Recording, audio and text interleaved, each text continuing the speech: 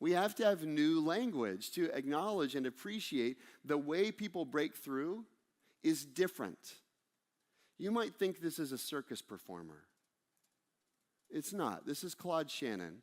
He wrote the most influential thesis paper ever written. He's the father of information theory, wherein he determined that information could be transmitted in zeros and ones. Basically, all technology that we have today traces itself back to his paper. And when he was stuck at Bell Labs, where he was a part of teams that invented things like the transistor and lasers and satellites, when he was stuck, he would get on his unicycle and juggle. You can't make this stuff up, right? And it was madness, again, to his colleagues, but he is working different. And I don't have time. We can go through so many stories about Maya Angelou, who refuses to work in a pretty space. She says, I can't work in a pretty space. It throws me.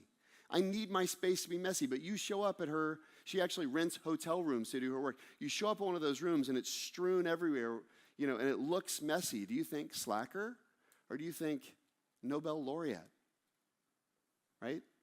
On and on and on. There's many stories, but I find that it's useful to know these stories because all of a sudden we start having language for the kinds of work that are required. I find that the band of acceptable tools is exceptionally narrow in most workplaces. And then we wonder, why aren't we innovating more? Well, it's because we're just using the bike lane rather than like the 6-lane highway. We're only allowing ourselves to ride in the bike lane. And the truth is, you have to have the ability and the language to work different. You're wondering about Thomas Edison. You have to read the book. I'm not going to tell this story. Okay, he would sit in his thinking chair. He would put ball bearings in each hand. And he'd put pie pans on the floor.